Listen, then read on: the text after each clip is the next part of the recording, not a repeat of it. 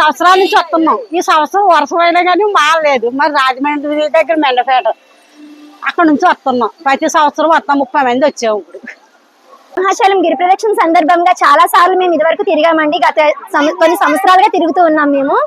దానికి తోడుగా ఈ రోజు వర్షం పడినా కూడా ఏ మాత్రం కూడా జనాలు ఎక్కడ కూడా తగ్గలేదు. మాకు ఇది చాలా ఆనందంగా ఉంది. ఆ దేవుడు కరుణా కటాక్షాలు ఉండేటట్టయితే మాత్రం ఖచ్చితంగా మేము ఇంకా మళ్ళీ ఇలా ఎంత వర్షమైనా కొండపోతగా వర్షం కురిసినా కూడా మేము కంటిన్యూ అవుతామని చెప్పేసి చెప్పుకుంటున్నాం సార్.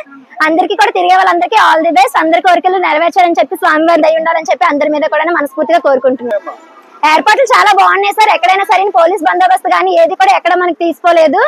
ఎక్కడికక్కడగా అందరికీ కూడా అన్ని అవకాశాలు కూడా అందరికీ కూడా చేకూరాలని చెప్పి దర్జాగా మనకి ఇక్కడ చక్కగా పోలీస్ డిపార్ట్మెంట్ వారు కూడా చాలా వరకు కోఆపరేట్ చేస్తున్నారు.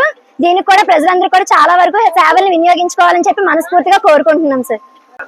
శ్రీ శ్రీ వరాహ లక్ష్మీ నరసింహస్వామి వారి దేవస్థానం సింహాచలం నందు ఆషాఢ పౌర్ణమికి ఒక రోజు ముందుగా జరిగే గిరి ప్రదక్షిణ ఈ రోజు 20వ తారీఖున ప్రారంభమైంది. ఉదయం 5 గంటల నుంచే విశేషంగా భక్తులు వస్తూ ఉన్నారు. మనం చేసిన ఏర్పాట్ల ప్రకారం ఎక్కడైతే ఈ 32 కిలోమీటర్ల దూరంలో ఉన్నటువంటి అన్ని స్టాల్స్ లో కూడా మెడికల్ క్యాంప్స్ కానీ వాటర్ పాయింట్స్ కానీ ఇవన్నీ కూడా మనం పొజిషన్ చేయడం జరిగింది. వాటర్ పాయింట్స్ అంటే జీవీఎంసీ నుంచి 135 చిలకు ఒక పొజిషన్ చేశారు. తర్వాత ఇక్కడ మనం ఏర్పాటు చేసిన గడ్డర్స్ దగ్గర స్వామివారిని వారు సేవించుకుంటూ కొబ్బరికాయ కొట్టి వాళ్ళ గిరి ప్రదక్షిణ స్టార్ట్ చేశారు.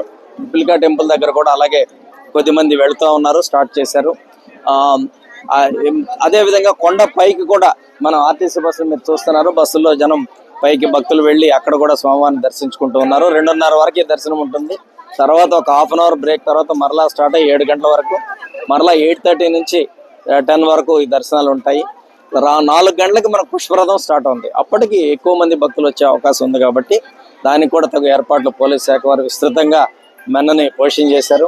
అన్ని శాఖల సమన్వయంతో మనం ఈ కార్యక్రమాన్ని జరిపించుకుంటాం. భక్తులకు విజ్ఞప్తి ఏంటంటే బస్సులు ఎక్కేటప్పుడు, తర్వాత ఈ వర్షము ఇది ఉంది కాబట్టి మెట్లు ఎక్కేటప్పుడు దయచేసి జాగ్రత్తలు తీసుకుని వెళ్ళాలని చెప్పి నా విజ్ఞప్తి అండి. వర్షం కారణంగా మరింత జాగ్రత్తతో ఉండాలని కూడా నేను విజ్ఞప్తి చేస్తున్నాను. పైన స్వామివారి దర్శనం కానివ్వండి, ఇక్కడ ఏర్పాట్లలో కానీ దేవస్థానం నుంచి అన్ని ఏర్పాట్లు చేశాం. భక్తులు తగు జాగ్రత్త తీసుకొని స్వామివారిని సేవించాలని విజ్ఞప్తి. జై శ్రీమన్.